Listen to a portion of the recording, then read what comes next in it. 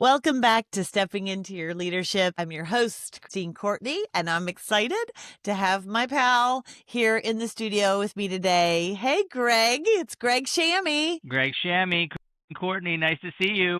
I'm having Greg back because not only did he have the most listened to episode ever in their first 100 episodes. And when we looked back and we're like, what is that episode about? Why are so many people listening? And there were two of them. One was way back in the very beginning. I think it was in the very beginning of 2024. Maybe the end of 2023. It was our 9th episode ever. It was called Mastering Presentation Skills. And then we did a follow-up to that because that was so popular.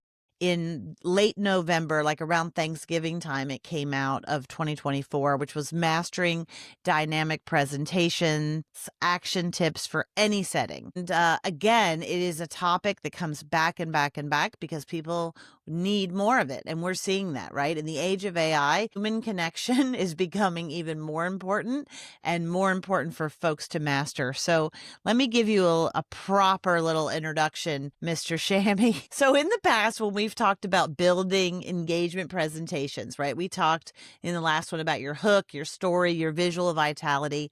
If you did not listen to those and you're listening to this for the first time, it is worth going back to those two episodes, number 9. We'll put maybe Tatiana in the show notes can put a little playlist for you in there. But that episode really resonated. But today we're talking about something different, right? But here's the truth. You can have the best content in the world. Most you can see today is AI driven, but you're going to lose the room, right? Because at some point, it's not about what you built or what the content is. It's about how you bring it to life. And so we're going to be talking about delivery today, presence, energy, connection, and what it takes to really move a room, whether that's move a sale, whether that's move to tears, whether that's move to action. How do you move? And you're always, by the way, trying to influence or move somebody. So I'm joined today with Greg Shamie. Greg is a communications and presentation expert who works with leaders, teams, and organizations to elevate how they show up, speak up, and connect with impact. He's known for helping people move beyond just delivering information to actually commanding a room with clarity, confidence, and presence.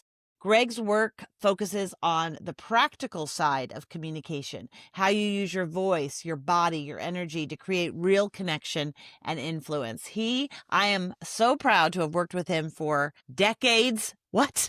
Decades now.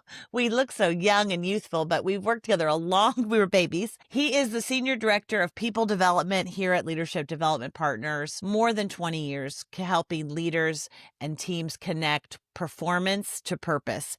He is an internationally recognized facilitator and keynote speaker, leading hundreds, thousands of workshops over time on topics like emotional intelligence, perseverance, leadership, and for this today, most importantly, delivering dynamic presentations. He has worked with companies like PwC, Naveen, Tradeweb, Brooklyn Brewery, New York City Department of Education, Mount Sinai, and the list goes on and on and on. What makes Greg's work approach especially unique is his background as a professional actor combined with his master's in educational theater from NYU.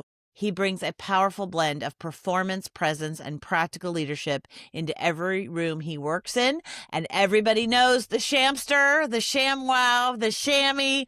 My friend, Greg, welcome to the show. What a big introduction. My goodness, I was not expecting that. Please email it to me after. I'd like to have that bio. Thank you. It is a pleasure. I owed you that little piece of love today, for sure. So let's just jump in right here because you are, I think, a master at this.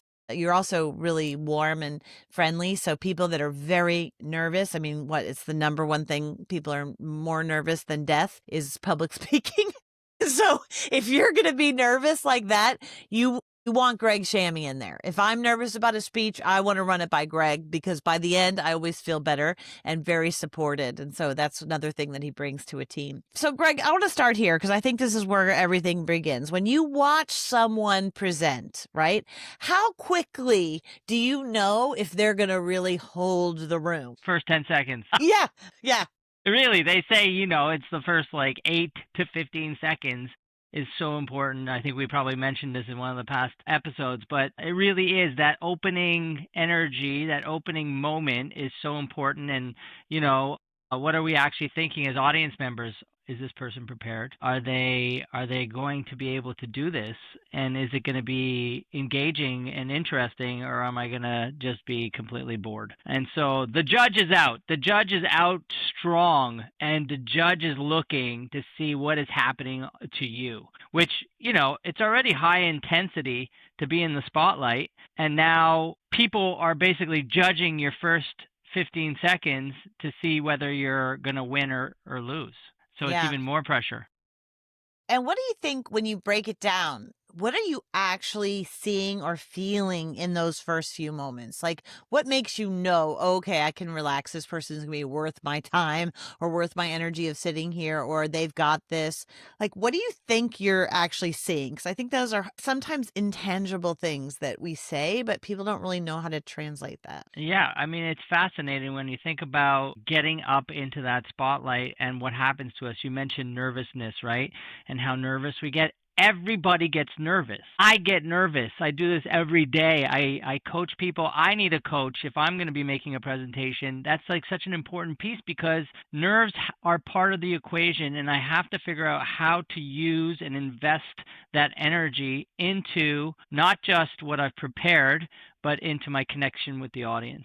And so that becomes huge. So I'm looking for, is the person acknowledging what's actually happening and dealing with it in an effective way? And that's kind of hard to teach and do, but there's something that happens when a speaker gets up there and has committed to what they've prepared and then puts themselves out there. They take the risk to really be on the edge of that cliff with the audience because it is exhilaratingly intense, right? And you can see a speaker who's like, "Hi, everybody.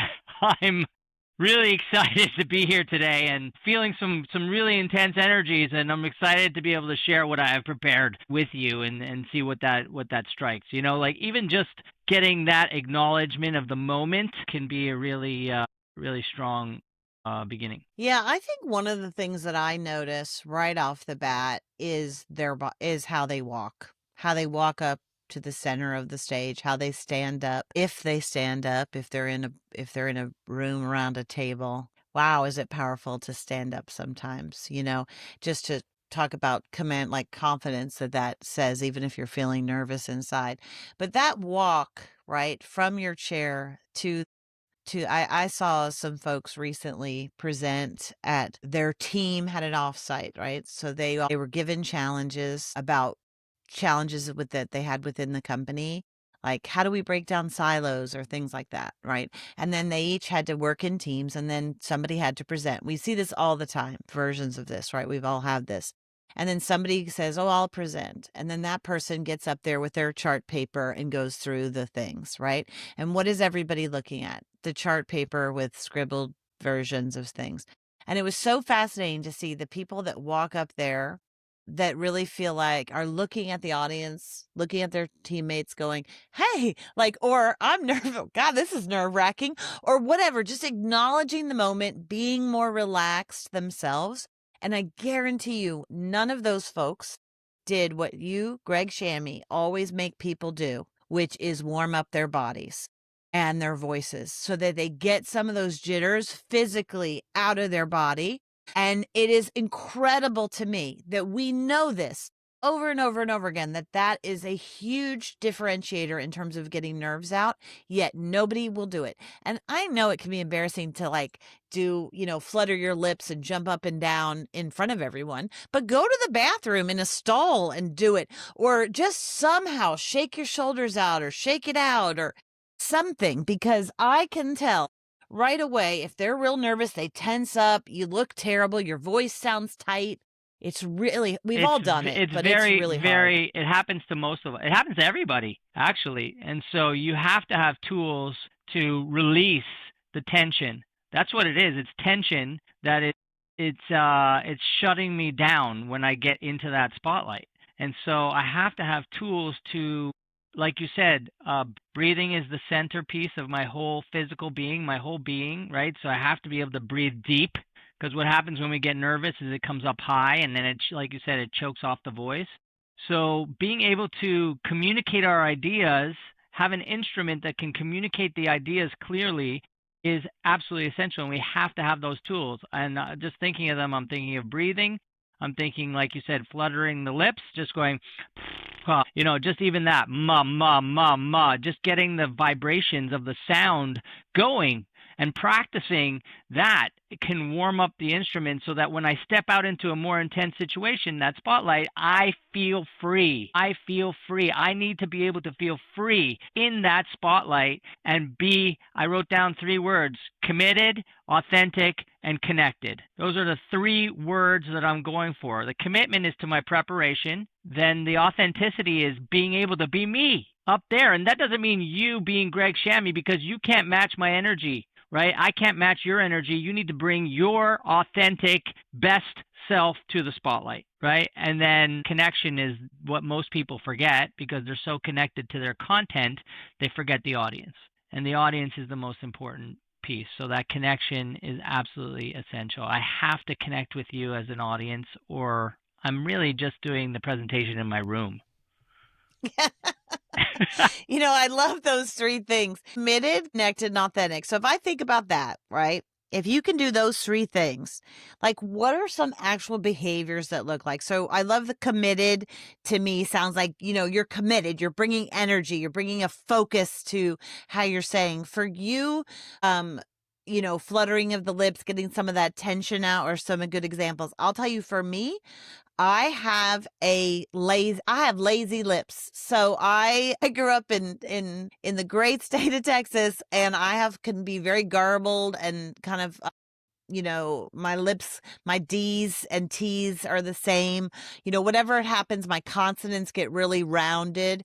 And so I can be sometimes hard to understand, or not as crisp as I would like to be.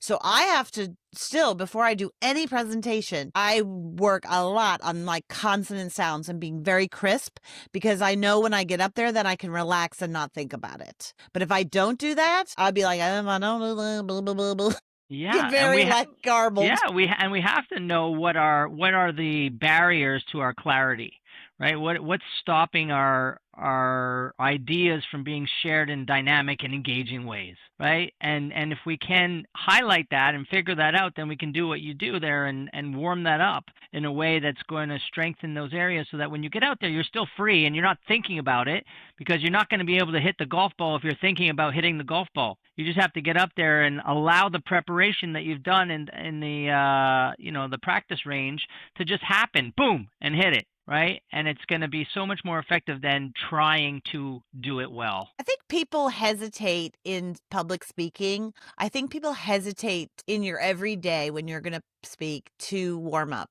I think that they feel that then they will become fake, when that is the opposite, is what is the truth. You would never, ever, ever expect an athlete to go on that court or that field without a warm up. You just wouldn't. That's why we spend so much time really working on awakening the instrument, the voice, the body, and the mind. It's those 3 things that need to be in alignment as we come into these tense situations where our whole being wants to shut down. So what do you think great speakers do? So let's think about the great speakers that we've seen, whether professional ones or ones that you've worked with. Like, the great speakers, what do they do in, let's say, the first 60 seconds that most people miss? It's amazing. Think about it, right? When you see somebody speaking well, again, I think it comes back to what we're talking about. They're connected to their bodies. They're alive up there, and they're connected to us, the audience. They're breathing. They're really, again, this idea of freedom, being free. They're free up there. There's something that happens. They're free, and then there's also like this vulnerability piece too that can really connect. So when you see a speaker share something, a challenge, or something that was very difficult for them in such a high, intense environment, a spotlight, it can really connect the audience. to them. So, I mean, it's fascinating. Breathing, freedom of physicality, allowing your voice to move the way it wants to move. If you notice the way I speak, it's not just this way. I'm going to talk to you the whole time like this. A lot of people just talk on one level, and you have to explore different cadences in the way you communicate, and that isn't fake. You're just allowing yourself to express words in a way that are meaningful to you. Yeah. That's an I art think form. also I think also great speakers, really great speakers do not only what you said, because I do agree those things are there. I think they also surprise us out of the gate. And that surprise might be, to your point, of a moment of vulnerability. So it might be like a moment of silence, which first of all is a surprise. If someone can hold a room without saying anything, everybody's brains wake up and go, wait, what's happening here? And they look up from their page. A quick moment, not too long, because then it gets indulgent, but a moment of silence, and then to say something. And if it's a vulnerability moment of like, I got to share something that happened to me once, and immediately people are like, what's she gonna say? Right now, you got to follow it up with a good story that somehow relates. Yeah. And so it could be a moment of vulnerability. It might be, and often is, humor, right? And I would say, if you don't know how to, don't do a joke, do self-deprecation is always a great way to start. You know what I mean? People just tend to like somebody who has a nice humor moment of self-deprecation or something. Or it might be acknowledging the elephant in the room that no one's acknowledging, right? Might be that. Whatever it is, some sort of surprise or something immediately will get, I think great speakers do. They also tend to have, and it's related to that, they tend to have a good hook. So they tend to hook you with something very interesting. And if you want to watch some great speakers, one of my favorites is Marcus Buckingham. And he always talks about how he puts together uh, puts speech, and he talks about it from his mentor, how he creates what he calls little pearls. And if he has these pearls that he's collecting over time, and you can imagine it if it's even within your team and you're trying to talk and stand up and do say, this is what our group worked on. Think of, what are the pearls that I want to string together and have on this necklace, and really start to hook them with one of those stronger sentences. I saw a woman get up recently in a team offsite, and everybody else was not that interesting. And she gets up and she goes, let me just step back for a minute and give this some context. And I was like, and you just saw everybody relax. And she told a little story. And you could tell that it really showed her experience level and her history and her way to be able to communicate tough, difficult ideas in a simple, clear way. And I think they do that really well. That's awesome. I love that, the pearl piece, and that connects to having really clear kind of talking points. Not kind of, Yeah. clear talking points that you are hitting, and it doesn't have to be a lot. It's like one or two per slide, and they're just points that give you the freedom to then tell the story or whatever it is about that point. But I'm going to tell it in my completely open and connected way with the audience, right? So I'm not reading the slide. I think the thing that turns me off the most and that I see happen the most is that people they prepare, but then they're just there reading what they've prepared. And there's no the word that comes to mind is that improv, because Mark Twain also says that takes me 2 weeks to prepare a great impromptu speech or something, right? Like, you're preparing, but then you're letting it all go and living on the edge as if you've never said it before, right? Because you're with the audience. Speakers who do that, they stand out as extraordinary. Yeah, that's a great point, Greg, because otherwise, why not just put on a PowerPoint deck with an AI voice to read every slide? But if you want to command a room, then you need to have something that's not up there on that slide that surprises people a little bit or makes it go a little bit deeper, or puts a question out to them to make the audience think. I love that. When you talk about, let's go back, because I want to use your 3 things to focus this conversation. Greg was saying that's important. You're committed, you're connected, and you're authentic, right? If you could just think, how do I make sure I'm doing that every time I get up there and speak? And it might be that you're speaking for a minute. You still should be able to think, am I committed? Am I connected? And am I authentic? So when we talk about commitment, because that's where you were talking about energy, how should people think about energy? Especially if it doesn't feel natural to them. Like, is there anything that you can help them think, like, how do I self-assess my energy? How do I, because most of the time, let's face it, it's about turning the volume up. It's not, I mean, and I don't mean really how loud they speak. I just mean we're not usually telling people's energy to go lower. Right, right. Like bring it back. We're not really saying bring Yeah, it back. We're trying to bring them out more, right? When we're coaching, yeah, we're definitely trying to, and most of the time, we're trying to bring people out. So it is about stretching. It is about stretching beyond what feels natural. So we'll do activities or exercises that will get you to step out of your comfort zone because you have to be uncomfortable up there. Like it's so important. Step out of that comfort zone because it is uncomfortable to get up and speak in front of people. So you have to be able to stretch the muscles that allow you to feel confident, right? In that zone. So that's why we do weird things like mwah mwah mwah la la la la me na na na na just to warm up the voice, but it feels silly. It feels silly, but then that feeling when I get back up into the thing, I'm like, hey everybody, I'm Greg Shamie, and I'm very excited to be here today. Why am I excited? I don't know. Do you know? Right? Like so right away, even just saying that, I'm doing it in hopefully a way that's going to be a little bit engaging to you and authentic to me, right? So energy is about awareness, in my opinion. It's about realizing where I'm holding the tensions in my body and releasing that. It's about breathing deep. It's about opening up that physicality to the audience and being an audience member with them, even though I'm speaking in front of them. yeah. I love that. Is, doing those silly warm-ups, so you can find millions of them, right?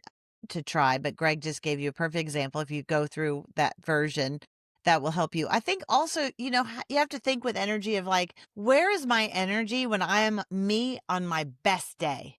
And one of the tips that you can use to figure that out is to ask the people that are closest to you in your life, meaning if you have a partner or a spouse or a best friend or kid, whatever it is that's around you all the day, plus the people that you work with the most, to tell you, listen, do me a favor and tell me when you see my energy at its best. Just point it out to me so I can start to observe what's happening with me. What am I doing in those moments that you notice that, right? And I'll make a connection to that because Yeah. it has to do with relaxation and activation. Those are the Mm. two words which are in contrast to each other, right? A lot of times we say relax, but then we feel like a spaghetti noodle, right? But we want the spaghetti noodle that's going to stick to a wall, which means it has energy. So you want to be relaxed and free, just like, again, an athlete feels once they've warmed up, they practice, and now it's game time and the pressure rises. What do? They breathe, they ground themselves, they get laser focused, they relax their hands, and they know they're going to activate as that 98-mile-an-hour fastball is coming down the pipe. And they just, the boom, it automatically happens, and, they fail 7 out of 10 times, and they're still in the Hall of Fame. I love that. All right. So now we talked about energy. Let's go to connected. What are some tips for people so that they can quickly connect with their audience?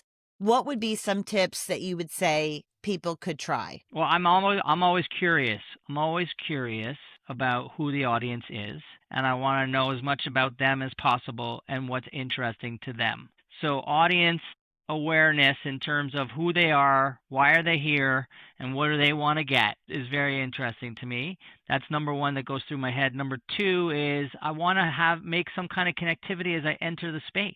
As I'm approaching my talk, right, I want to be talking to people, listening to the speaker before me, because I'm going to connect what they say when I go up, even though hasn't been part of my preparation. I want to connect the dots, right? And so that's huge. Meeting people, being open, actually practicing before I get into the spotlight, being grounded, present, and connected is absolutely key for me. And then when I get into the spotlight, I've done my visualization. I've seen the audience see me as something they want to support and love and uplift. Whether I bumble or make mistakes or drop the ball or what have you, feel like they're there for me and they want me to succeed. Like that visualization for me is huge and helps me ground myself. And then looking at them as I walk out, right? Yes. And smiling. There's something about smiling like authentically, like just allowing that smile to come up on me. Oh my God, I'm nervous. I can't believe I'm about to start to talk for 2,000 people. My God. And then it's like, hello, it's snowing outside.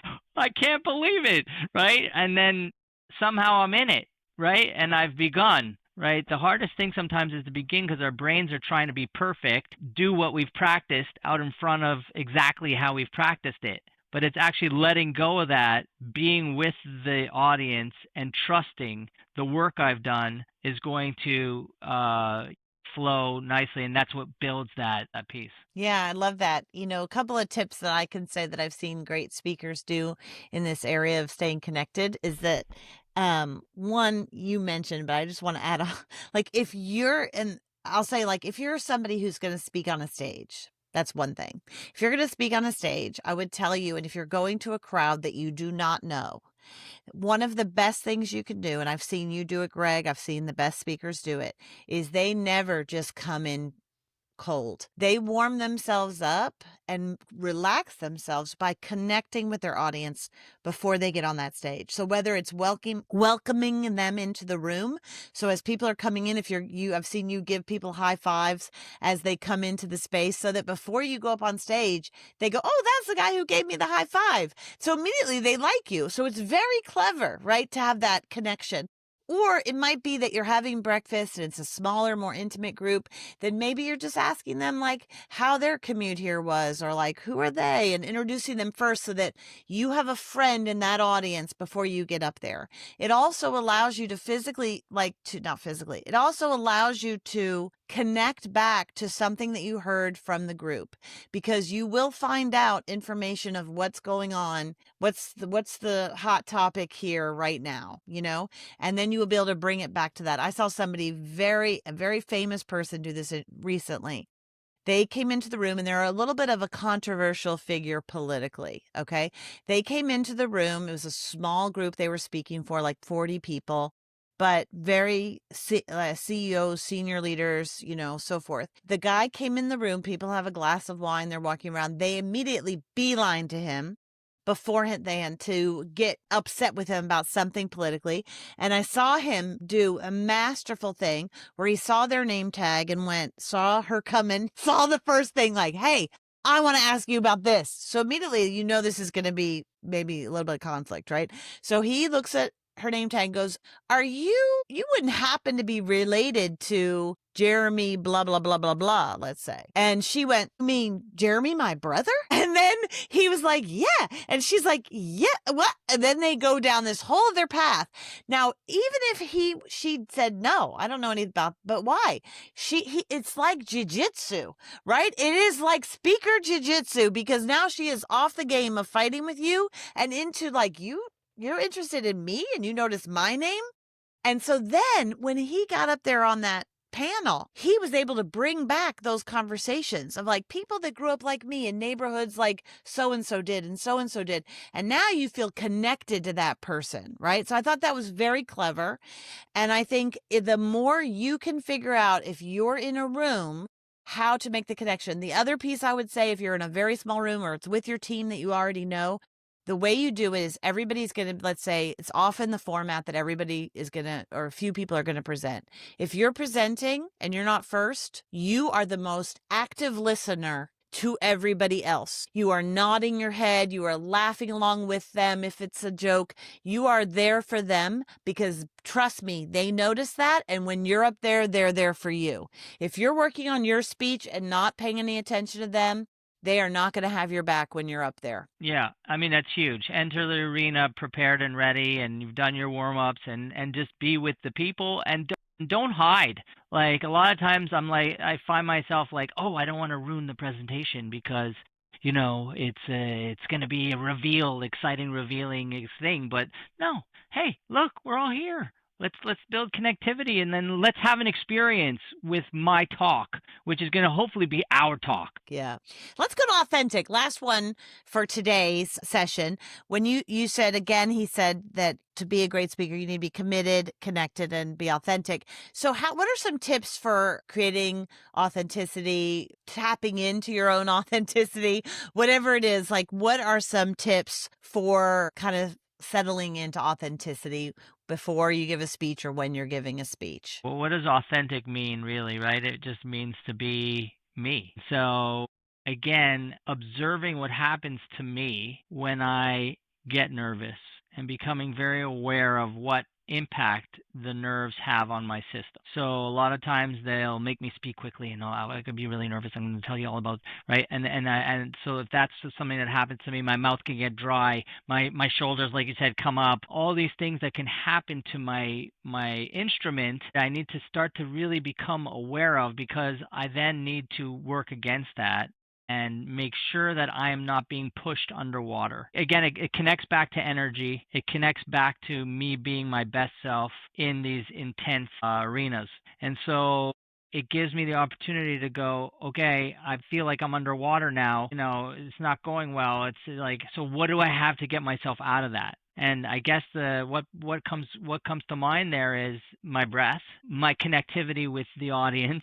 It's the same, this is right, because that is going to help me be free, be authentic, be my best self, knowing that they want me to do well. Like, these things are the tips that really help me to step in front of any audience and have a great experience. Yeah, I agree. I think it's interesting. I think the reason authenticity becomes difficult is because of sometimes it can feel in direct conflict with the committed energy that you need. So when I have felt myself not settle into my authentic self as much, it's usually because of the nerves, like you said. And those nerves come out as a lot of energy. And so maybe I'm authentic to that. I mean, I'm authentic to, obviously we're all authentic, but it's coming across as either too just reading the words or pushing through an idea that is not where everybody is right now. I think one of the things that can help with authenticity that took a lot of time for me anyway is to acknowledge the truth of how you're feeling. So this isn't always appropriate, but sometimes it's appropriate to say, I'm a little bit nervous up here. Like, y'all are intimidating. Like, sometimes that's appropriate. Sometimes it's not. So you have to feel that out. Sometimes for me, one of the ways that I've been able to do it is if everybody's had like a high energizer in the room and there's a lot of energy, and I can tend to like rush through things. I sometimes need to take a moment to breathe. And so the only way I've been able to do that and again, this isn't appropriate for every room, is to have everybody do that with me. Like, hey guys, we're coming out. Can we all just take a couple breaths together? This will help me, but hopefully it'll help you too. Let's close our eyes if you can, or if you feel comfortable. Let's just take 3 minutes to take some deep breaths so I can just, settle down. And I've done that before, and that has really helped me to ground myself before I talk. And then I think the other thing is a tip for people would be is that things are going to happen that are mistakes. And we often think that these mistakes are the worst thing that happened to us, or, oh my God, I've really blown it, or I forgot this whole section, or I tripped on the way up here, and you think it's the worst thing. And then it ultimately ends up being the thing that makes you a star because people think it was so fun how you handled that or whatever. I had a guy recently in an offsite get up there, and they were, they had the flip chart paper up there with his things, and he went, and every other person had done this, read the things that were on the flip chart and then tear the flip chart paper off to get to the paper that was underneath, right? But for some reason, when he went to pull the flip chart paper, it wouldn't pull off, and it took him like 5 pulls, and it was so funny that eventually because we're all like, oh God, like this is so awkward. And then eventually he's like, oh my God, I'm dying up here. Somebody help me. And then somebody jumped up and helped him pull off the paper, and it made it obviously look like he was so weak that he couldn't even pull a piece of paper. But he was like, I could tell that this is going to dominate how I'm known in this company. but people were laughing and it just released that energy so much that I said to him, I said, this is the best moment of the day so far was that Yeah. moment, and you will not be forgotten. But he, of course, at the time, all he wanted to do was be forgotten. Like, Oh this my is, gosh. I feel like I ruined it all. And I'm Yeah. like, oh no, what you'll find out later is that was the best moment. You have to let go of your perfectionist, because Yeah. if you're really if you've done the preparation and then you commit to stepping out there and living with the audience on that improv type of way, even though you have your content prepared, it's going to be an experience and mistakes are going to happen, and that's what's exciting. It's live. And so the show must go on. I'll never forget my wife, Stacy, who's a, very very good performer, Broadway performer, but she had just learned how to play the guitar. And this is like in the later part of our journeys, right? And so she learned the guitar and she had to play the guitar on stage, and she was really nervous about playing the guitar and singing this song just because the guitar was a new skill. And so the spotlight, the tension rises. She's out there and she's playing it, and as she's playing it, she's singing, she's playing, the microphone starts to sink, and I'm watching the microphone go from being perfect right there all the way down, and she's still playing, but she can't grab the microphone. She's out there by herself. She can't grab the microphone, so she goes down with it. So she starts going down with it, continuing to play and sing until she's on her knees, still doing it. And then someone comes out and like a tech person comes out and lifts the mic up. She gets up, still playing, still playing. And when she finishes, the tech person finishes, standing ovation. Everyone goes Amazing. nuts because she embraced what was happening and kept going, right? Mm-hmm. Which is fascinating. And then Yeah. And back it to became a bit. it became something that I won't Yeah. forget. Yeah. Audience members are. Do you remember that time that performed like the mic? Like, it's unbelievable. And those are all the moments that people remember, because it's not about what I'm telling you. It's about what you're feeling and the experience you have. So if you're speaking to someone, give them some kind of experience. Give them some kind of feeling, because that's going to impact them more than any content you're gonna talk about. And that's hard to do. But the other thing is, I need to have someone to run it by. And Mm. I'm a professional who does this all the time and helps people and coaches people. If I'm doing something, I need to run it for Christine and get her feedback, because I'm friggin' nervous and it's not good enough to just do it in my room. I need someone else's feedback always. I need a coach. I need someone pushing me, saying, this was great, this needs to be better. What happened to you there? Why isn't that beginning engaging? What happened to you here? Right? Like, it really transforms the speaking engagement. So if you're going to take one real kernel from this, is obviously practice, practice, practice. Get some feedback. Do it for someone that you trust that can give you some good feedback. Get that instrument ready and warmed up, and then get out there, commit, connect, and bring your best self. I love it. Thanks, Greg. This is such an important conversation, guys, because every leader presents, whether it's in a boardroom, a client call, a team meeting, the difference is not what you say, right? We didn't talk about content at all. That, it's important to get that good too, but it's mostly the difference we see is how you show up. So here's something to think about. What are you spending your time on? Are you spending the time on your slides, or are you spending the time also on your presence? We see most leaders spend a ton of time getting their slides perfect. They look beautiful, but hardly any time practicing, or like Greg said, running it by someone.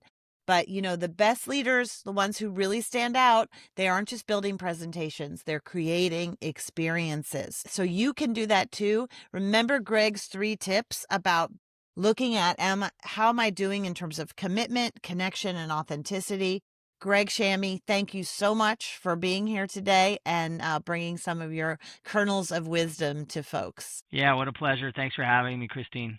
Thanks for spending time here on Stepping Into Your Leadership. I'd like to give a special shout out to our podcast producer, Richard Francisco. Check out our notes for any details. And if you want to get anything more out of this, go to our YouTube channel and please subscribe to Leadership Lab TV. If you heard something today, of course, that resonated with you, do something with it. It's all about the choices that you make. It's what you say in conversations, how you show up in a moment.